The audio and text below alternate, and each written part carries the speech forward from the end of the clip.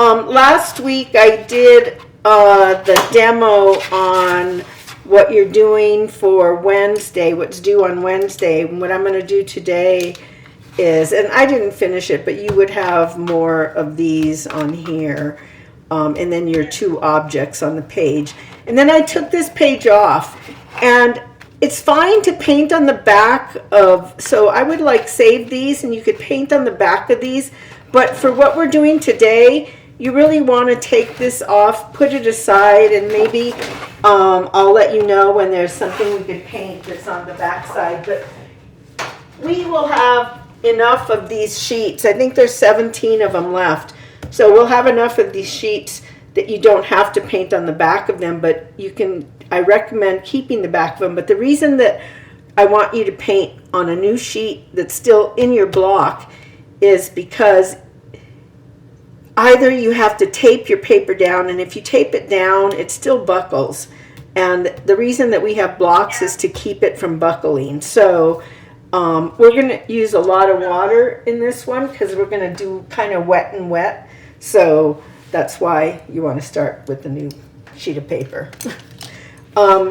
So the first thing you're going to do, and you can read all the instructions, and if anybody has questions, you can ask me, text me, email me, or send me I'm making sure you can see it all. Email me or join my office hour. I'll be online again tomorrow from 4 to 5, Wednesday from 4 to 5:30. So, all right, so I have clean water. I have my palette here with, the only color I'm using is Paynes gray, because what you're gonna do, you know, this is not my favorite assignment to even give you, but it's in the student learning objectives that I have to have you do a gray scale composition of basic shapes. So that's what this is. But this we're going to practice first by doing some wet and wet charging. So there's a lot of terms and they kind of intermix.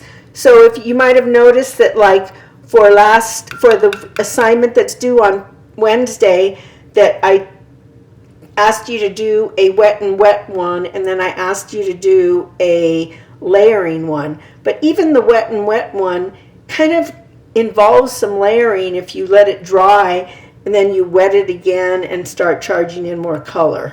But what's really important is just to know the water levels on your paper. So this time what I'm doing is I'm just putting clear water down, and I'm going to do 2 of them at once. And what's going to happen is one of them, the surface is going to be drier when I charge color into it than the other one. And I'm using this bigger brush because it covers more area quickly. Once I go into charging, I'm going to use a smaller brush. So one of the things I'm going to do is put my head down and look at the surface of the paper and see what it looks like. You want it to look wet, but you don't want it to have puddles of water. And because this paper is 140-pound paper, it's cotton, it's going to soak up some of the water, and you want to manage your water levels. So I think these are good, and what I'm going to do now is pick up some of my, I'm going to have a dropper available, my Paynes gray. And one of the things is that it depends on how much you want to introduce color. So I'm going to start out with the dilute mixture, and I have a hair right here. Oh no, that's just an erased pencil mark. I'm going to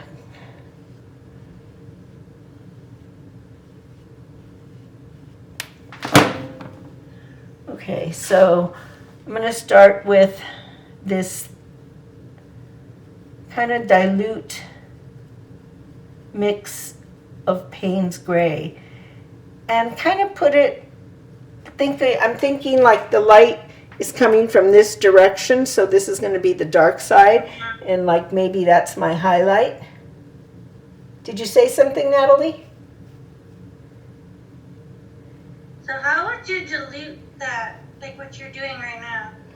I diluted the paint in my palette over here. Can you see right here? So I diluted, and I might have diluted it more than I want to, and it's kind because it's pooling right there. So I had a lot of water in there, and I'm going to do it darker on this one. So I'm charging in color. And again, this is going to be my dark side. And I'm going to have this side be lighter. So maybe I'm going to blot my brush on a rag over there and then start to move some of this over here, kind of leave a highlight, maybe here, and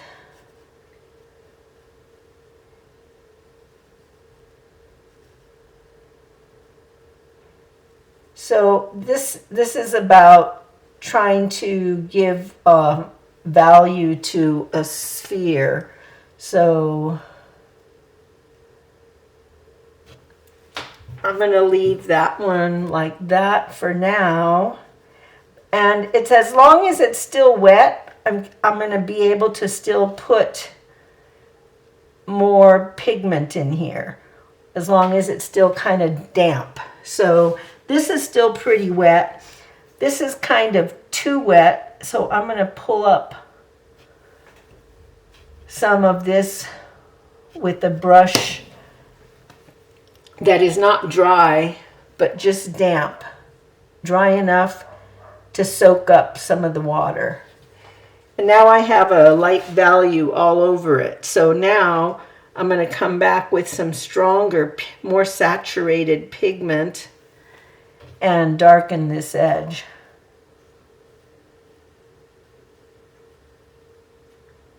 And kind of let the water distribute the paint even more. Kind of having to push it around a lot. I ran out of the Paynes gray that I mixed, and to save time I just used a Senier Paynes gray that I had. It doesn't seem to move on the paper as much as the one I mixed did, but that's okay. And so you can see I have a highlight there. It's not looking so great. I'm going to try to smooth out and maybe pull out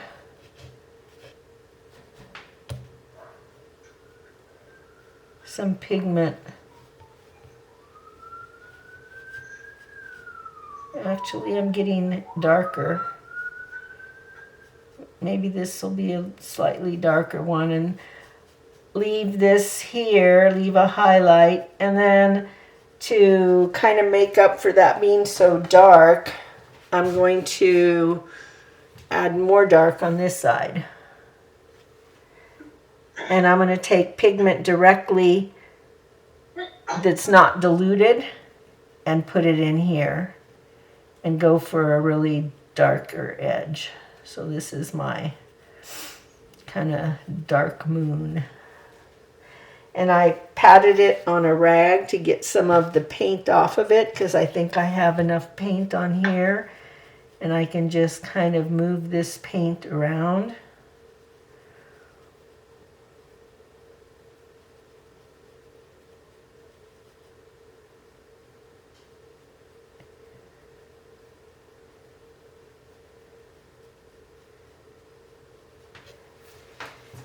And when I let it dry, it's going to diffuse. It's not going to stay so streaky. And over here, I have a puddle, so I'm going to pick that up. And I think on this one, I'm just going to maybe add a little bit of diluted. And when I put my brush in here and pick this up, it's really wet. I don't want it to be that wet. So I kind of blotted it on there so that I can introduce some lighter values into here. And then maybe some slightly darker values over here.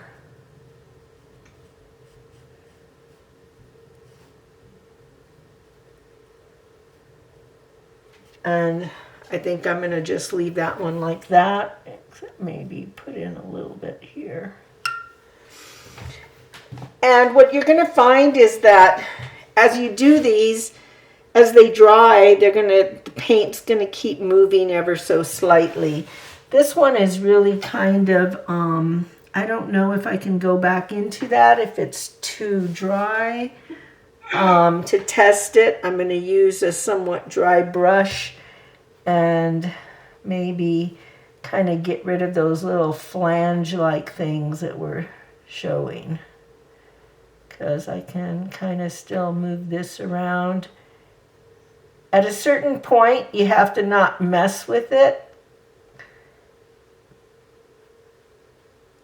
because you'll backwash or start having a lot of brush strokes showing. So I'm going to leave those like that, except for this one. Can't leave it alone. I do want a little bit more pigment in there, but I didn't like the way it was sitting. So those are a couple of spheres. There's 8 here that I drew. These are 2.5 inches. What I recommend is that you get some sort of template.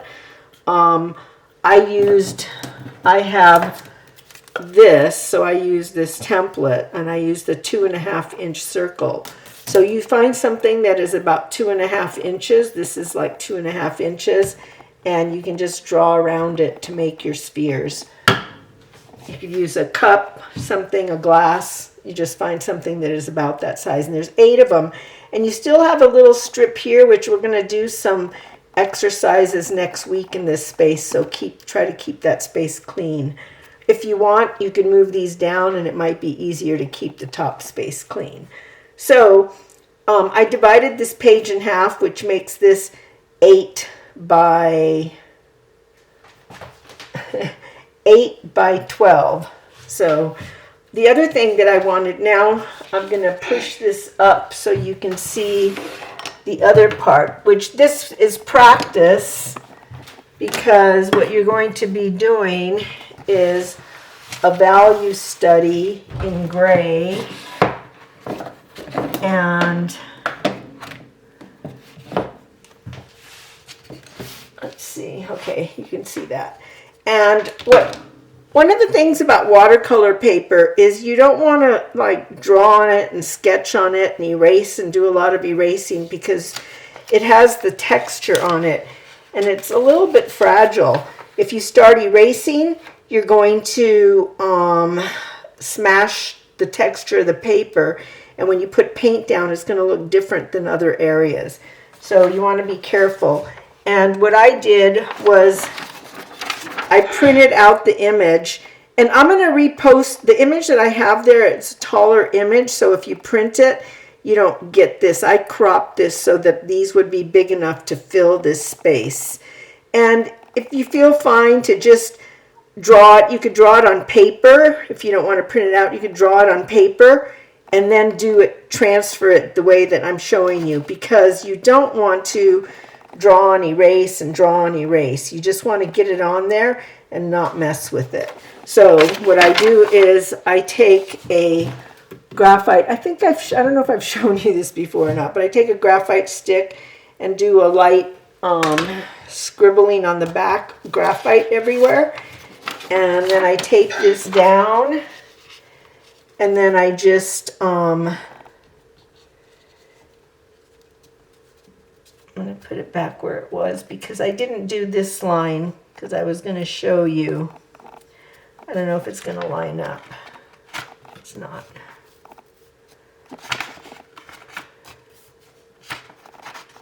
Okay, that lines up close enough that I can show you. So I tape it down so that it won't move, and then I take a pencil with a really sharp point, and you want a pencil, if you have drawing pencils, something that is a harder pencil. This is a 2H. You should probably have at least an HB, but take the hardest pencil you have, sharpen it to a really sharp point, and then what you do is you just follow the lines to transfer the image. And this is about getting the watercolor to look nicely with these values on the page. So it's not like you're cheating by tracing it or anything. So it's just a fast way to get your image on the page so you can get started with painting. So now what you're going to do is you're going to do this using the wet and wet technique. And what your goal will be, and you know, it's not so easy to do, is to put your water down and get it all done in one swoop so that you don't have to come back and layer over it. So I'm going to start out by doing this object because it's separated from the other objects. And if I paint on this side and then I paint here, I'm not going to be I'll be less chance of me running my hand through this going like that if I do this last. So start out and water.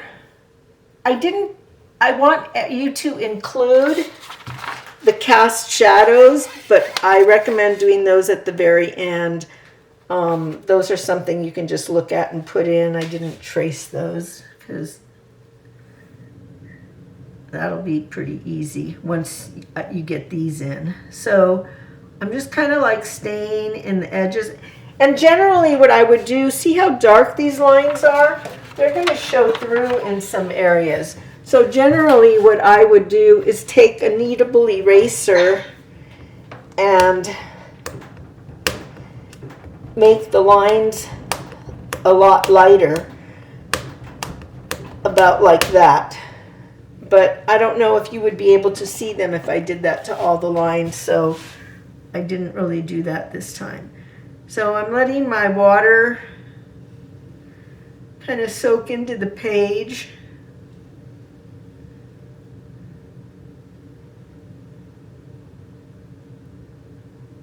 I'm just putting the water down, and you could also choose to put down a really light value on here because pretty much everywhere there's some value. Here you do have kind of a highlight that is maybe the white of the page, but I'm not going to leave that to be the white of the page because we're not doing a background right now, so the edge should show. And the only way the edge is going to show if it has a little bit of value in it. So I want to make sure you can see when I need to move that over. All right, so now I'm going to take some Paynes gray, and I'm going to use the bigger brush on here because it is kind of a larger object that has a straight edge. So let's see, and this is still wet, but I can see that there's a dry spot in it. So I'm going to take this brush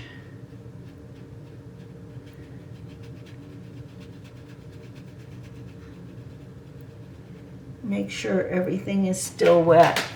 Actually, I'm going to use my bigger Princeton brush because, oh, okay, so I'm putting in pigment with this one, I guess. So let's see, this is a darker edge here, and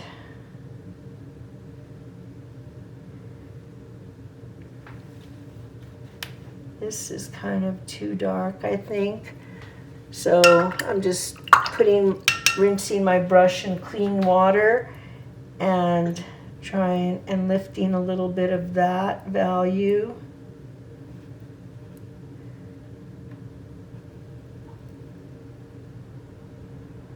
And since this side is darker, I'm going to pick up some more pigment and charge it in on the edge here.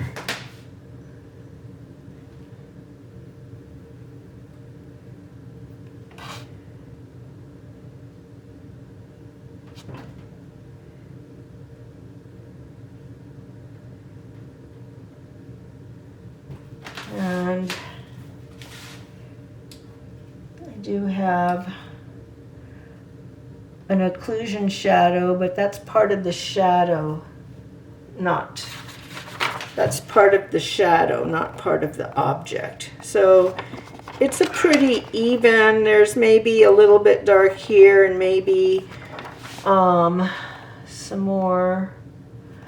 See how there's all this feathering of the pigment kind of going out, feathering edges? I'm going to show you something that you can do to get rid of that. There's kind of a little bit of a dark area in here in the middle. So I'm going to charge in a little bit more paint in there. So now I have these edges, and what I can do is I'm going to clean my brush, rinse it, dry it. I mean, it's not totally dry, it's damp. And now what I can do is I can kind of smooth out the feathered edges a little.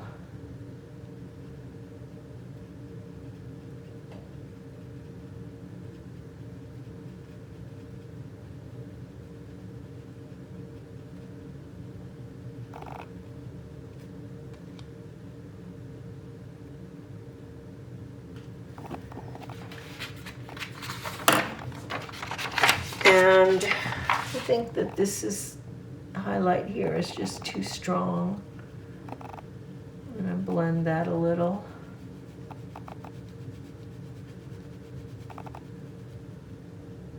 So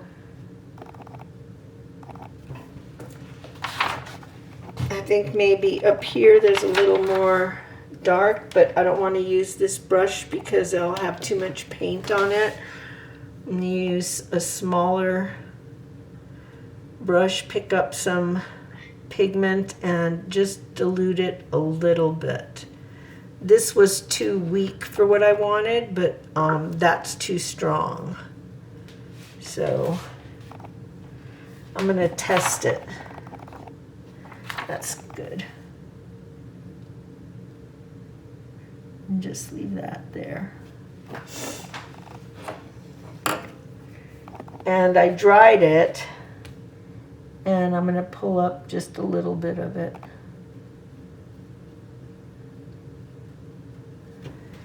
And I think I'm going to leave that one now, move on to a big sphere. Well, actually, I'm going to do the shadow now. So, because this shadow is not it won't interrupt anything else if I do this shadow. So, the occlusion shadow is the darkest part of your shadow, and then this part is not so dark. So I'm going to go ahead and put in this, and this will be wet, and then I'll put in the occlusion shadow. So here it starts about here and then here. So it's kind of something like that. And I'm going to just use the paint that's on my brush with some clean water to paint in this shadow very lightly.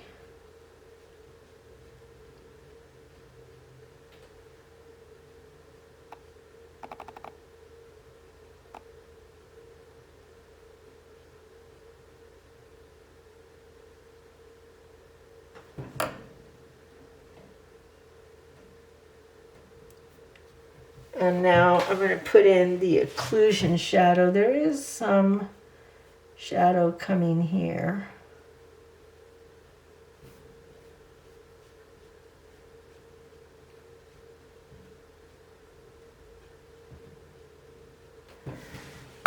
And I'm going to use the smaller brush again and pick up this darker pigment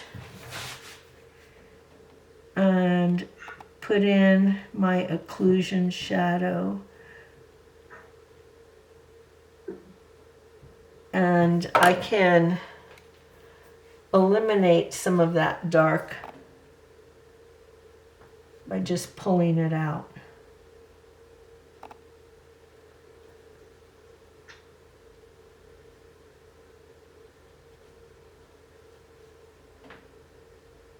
And that's kind of more dark. I don't really want that there, so I'm just going to use my rag and lift that up with my rag. And I'm getting some of that feathering, so I'm going to clean my brush, dry it so that it's just a little damp.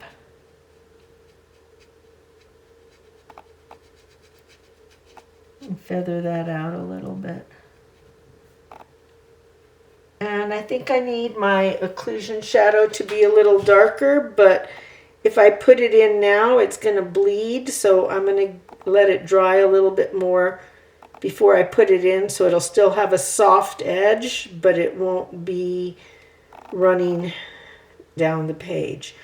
So while I'm letting that dry a little, we did these spheres, so I'm going to skip and do the square. And basically the square, the front side is the darkest, and so I'm going to go ahead and start out with a value on here.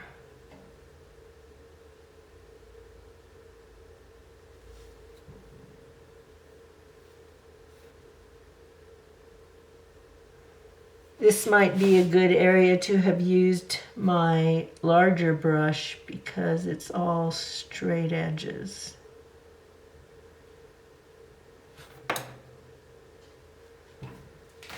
And sometimes I move my paper around, but since I have this under the camera, I'm kind of more moving my body around.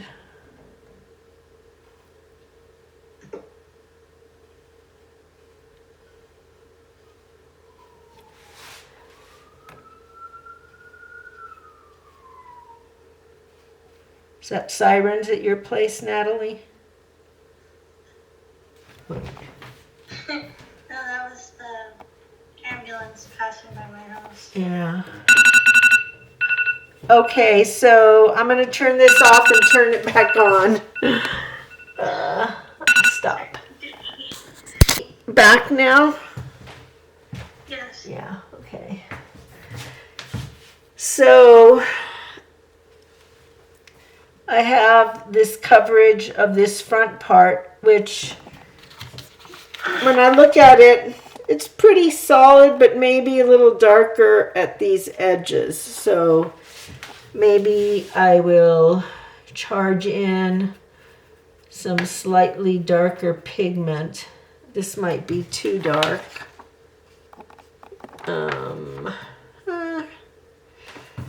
I'll see. Maybe a little too dark, but maybe not. Maybe I can push it around with a smaller brush. And then maybe kind of over here. Not so much over there. A little bit here. And all I'm really going to do is kind of get rid of some of the feathered edges a little.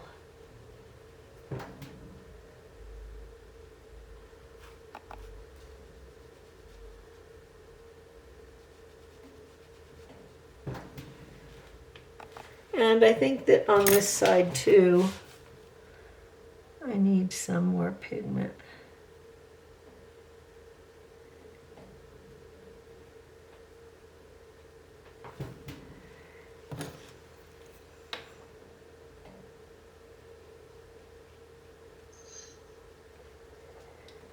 And I think that's good for that side. This side is the lightest, and then this side. But I don't want to paint anything near here right now because I don't want to make it bleed into that area. So I'm going to instead work on the sphere, because if I work on this, it's going to touch here. So this area next.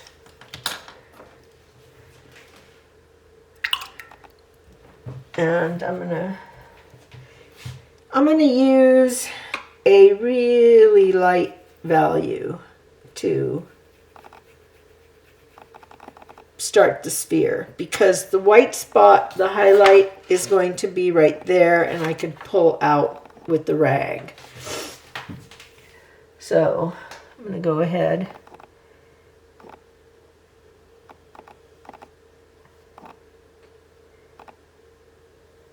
Put in a light value.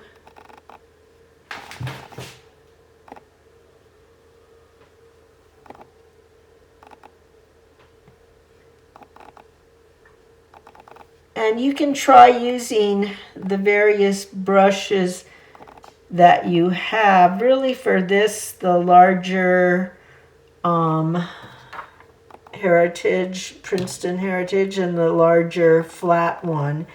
And then these for when you don't want to have a lot of moisture on your brush, but you want to charge in some pigment. And the reason that I had you do the practice spheres on the Arches paper is because it behaves very differently than it would behave on the Canson paper, and it's really not going to be that helpful to do those exercises on the Canson paper as it is to do it on here. So now I have a dark edge here, darker here, highlight here. So for the highlight, I'm going to use my rag and pull out some of this color. And I think that kind of goes more like that there. So I'm going to put back in some of that.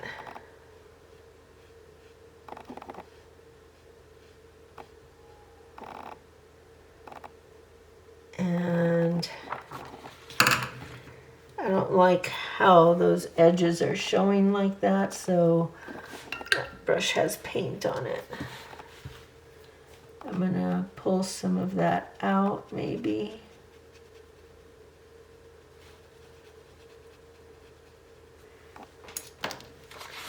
Maybe I'm gonna use my rag. Sometimes you just gotta try to do what you can do to get where you want to be. So I think that's okay, because I'm going to introduce more pigment in here. And I'm going to use the smaller brush and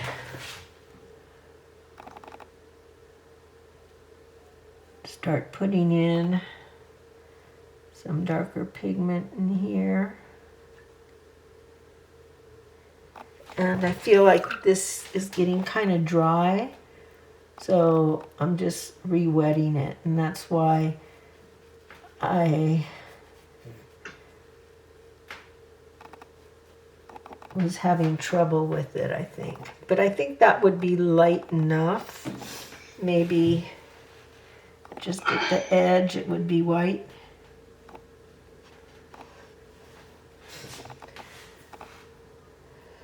So down here, I have more dark value. And then I have some more dark value up in here.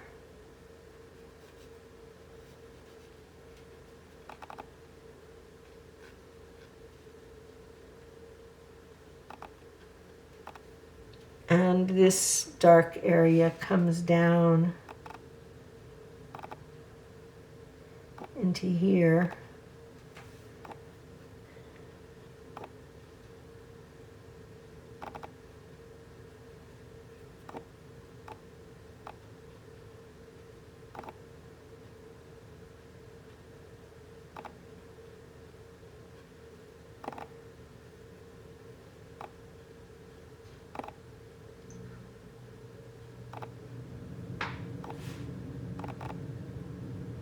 There's kind of a shadow like that there.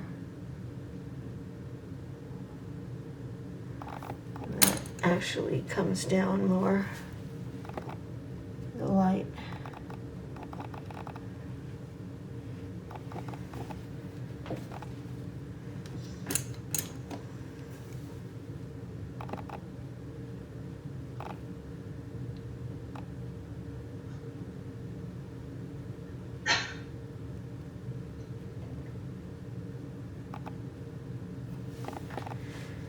And I think there's more dark over here.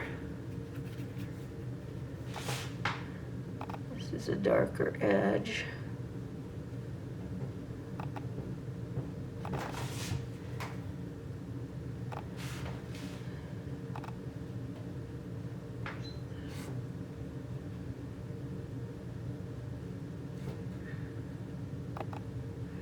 As my paper starts to dry, my pigment moves less and stays more where I put it.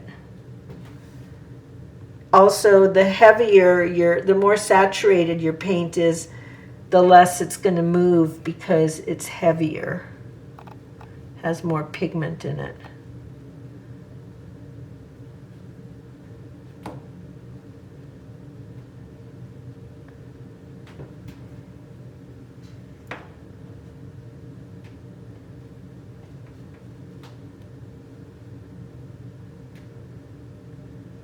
So it can be a slow process, but you learn about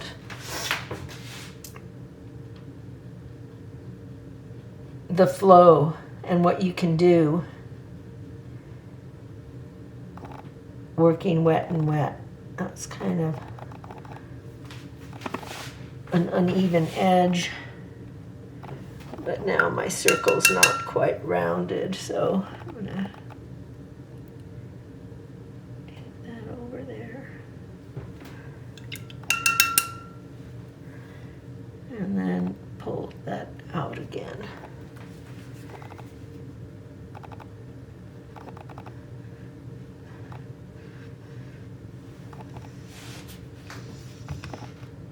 That looks unnatural, so I think that looks a little better. So in the end, what you want to have is, you know,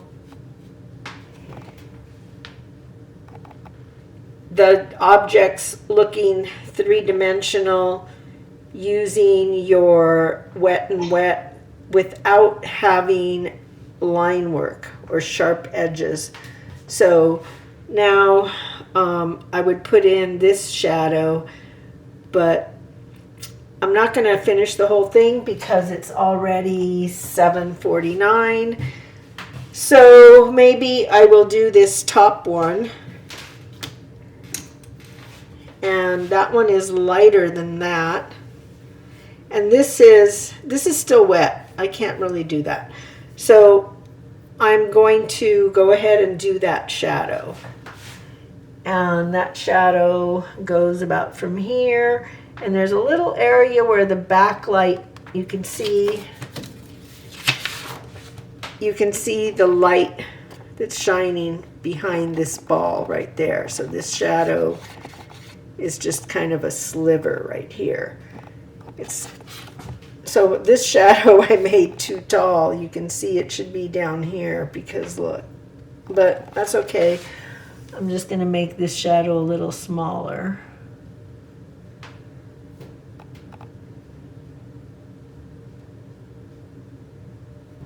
And I know that it goes there. And here.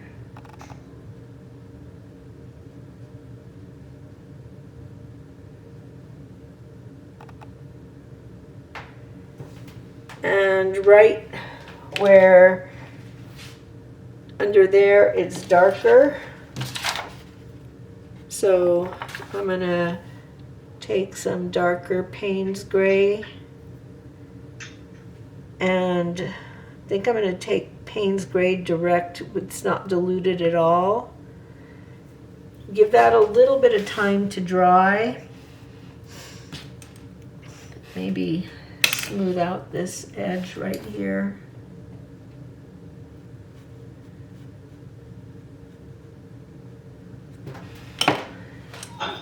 And then test this on here. I want it to be dark, but I don't want to have too much paint on my brush. So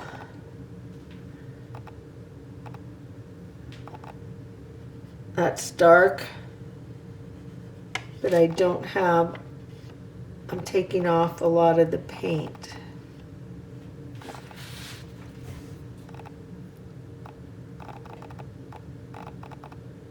And now this is staying more in place because I let it dry some. So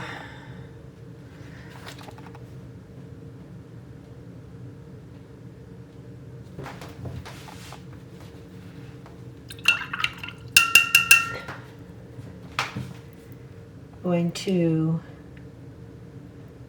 kind of let this dilute a little. I can do that by adding water underneath it to soften that edge. And there should be a little more shadow. That's going up and making it look weird right there. So here you can see where some of the feathering is going, but you know, I kind of think that looks fine. Maybe a little bit too harsh of an edge here. So I'm just gonna soften that, even though I'm losing a little bit of that highlight.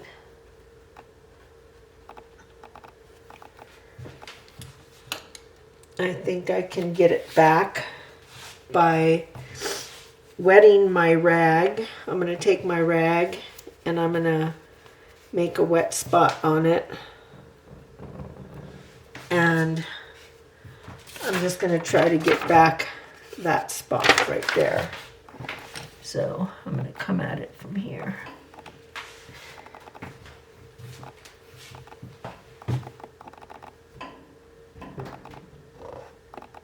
And I think I'm going to leave it like that. So that's the sphere. So you'll just keep going.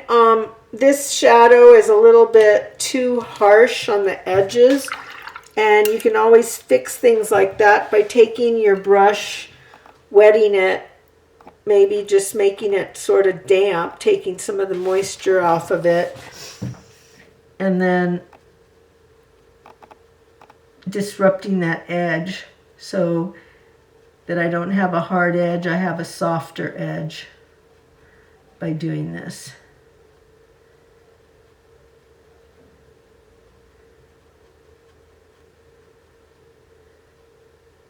Same on the other side. But I have too much paint on my brush now, so I have to clean it again. And I can soften that. And here it's kind of unresolved. I'm going to pull this dark to kind of show the edge of that ball there. Maybe I need a little bit more paint. And I just picked up a tiny bit of paint.